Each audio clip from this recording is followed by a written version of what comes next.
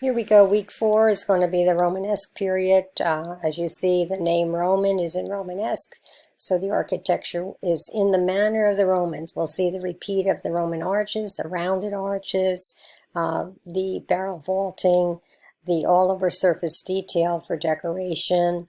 We'll see the use of the Roman basilica for pilgrimage churches in the medieval period. People were on the move.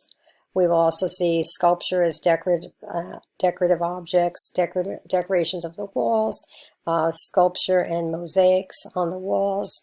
Also, church furniture looks almost like little architectural structures. Chairs almost look like little churches with pinnacles on the backs.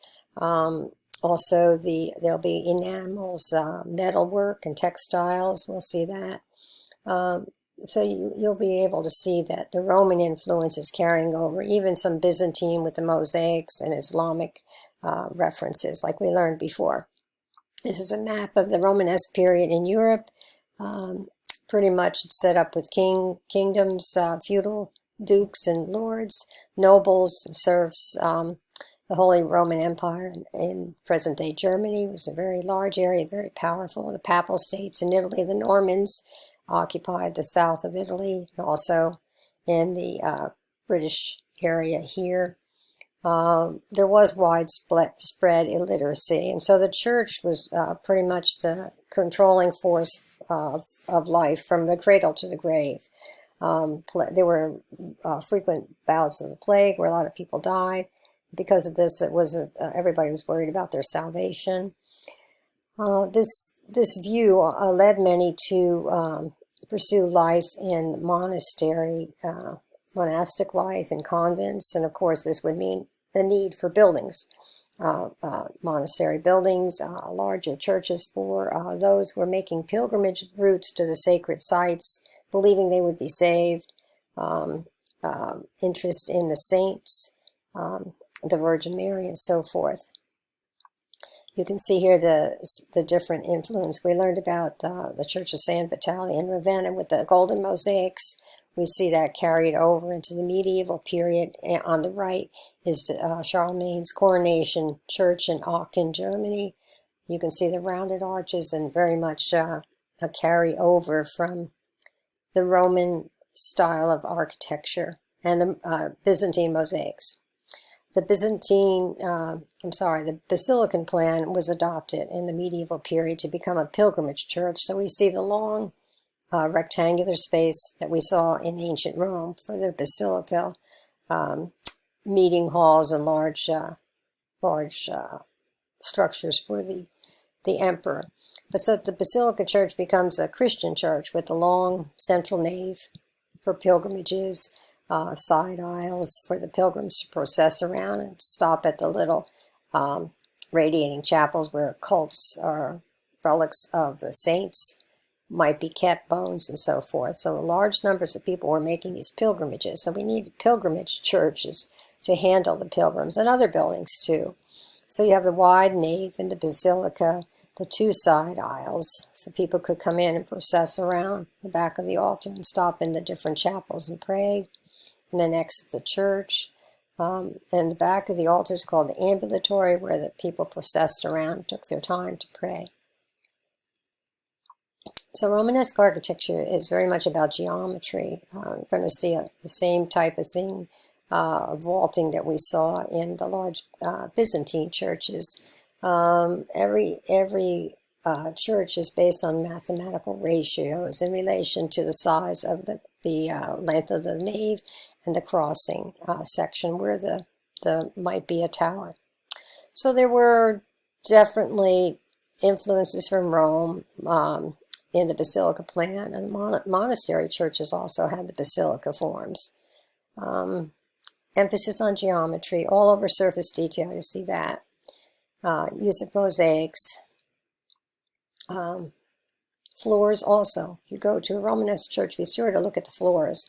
A lot of mosaic work, a lot of symbolism in the floors. The Romanesque churches are kind of heavy and massive, and you can see this is an aerial view of Saint Sernin in Toulouse, France. You can see the basilica form. People would come in and process in the church up the aisle to the Mass. Here's the crossing with the tower on it, and here's the apse where the altar would be, and the ambulatory in the back of the church. So the church portions were really good for handling large masses of pilgrimages. In this case, there's 2 side aisles. You can see here's the main nave, the crossing here, which would have a tower over it, and then the altar. And then the 2 side aisles where sets of pilgrims could process. They could go around and stop at the radiating chapels and visit the relics that might be kept there, and then come around and exit the church. So the architecture is designed for the use and the lifestyle of the people. Remember, it's a very religious period. The church controlled life, kept records. There was also a sense of doom with the plague happening a lot. Here's an example of the barrel vaulting at St. Sernin in Toulouse. You see the wide main aisle, the nave, where the pilgrims could enter. And then the piers, strong piers, would have to hold the churches up because the vaults, that carry the vaults of the barrel vaults. Nave elevations, you can see they're divided up in some churches, different levels. You have the nave arcade, and then you have the area here, the triforium, would be open for either viewers, let's be up there, or maintenance. And then, of course, the clerestory windows to let light in those high spaces. So Romanesque vaulting is very much part of the Romanesque architecture and the divisions of the vaults. Remember, the large piers start at the bottom and they spring up into the transverse all the way to cross to the other side, and then come down again to take the load down. In this case, it's four divisions in the vaulting. In the Northern Europe, those churches were kind of dark and heavy. You can see that. This is a Spire Cathedral in Germany. In Italy, it was different. Often they'd have 2 towers, 2 campaniles. They'd have an atrium in the front opening of the church. And then a transept area. The church would be divided in transepts near the altar. This is St. Ambrose in Milan, Italy. You can see the massive piers that hold up the vaulting in the Romanesque church here, that carry up all the way up to hold up the roof. Romanesque facades often need to have at least 1 or most likely 2 bell towers. So the pointed spires on the top of the different towers here. And how do you keep these the high ceilings up and the towers up? You need to buttress the side walls to keep them up. So we'll be looking at that. Another example of a 3-story nave arcade, and then the triforium, and then the clerestory up here. So vaults spring from the engaged columns. You can see the columns are engaged, and then they come to a point here where they spring up and carry over to the other side to carry the load of the roof. Different plans serve the needs of the different pilgrims on the move. Romanesque England, Durham Cathedral, another very heavy cathedral. Another example of the floor plan of Durham. Once again, basically, though, it's still a basilica plan with the wide nave aisle, the crossing at the transept, over the transept, all the way up to the altar, and then the apse in the back. Need for a bell tower. We know about the bell tower in Pisa, and also the baptistry to baptize people. So Romanesque period is very much based on religion. So as you go through, and you'll see Romanesque sculptures attached to the walls, and it was there to educate the people, to tell them the stories of the Bible and so forth, and help them prepare for the afterlife. Since there were so many convents and monasteries, and people would go in, isolate themselves, and live in this type of lifestyle, working and praying, there'd be inner courtyards called cloisters where they could sit and meditate. The portals on the front of the Romanesque churches often have places, once again, to teach and preach to the people the stories of the Bible. There'd be a Last Judgment scene often there. So you'll learn about that. Monastic churches here. monastic life.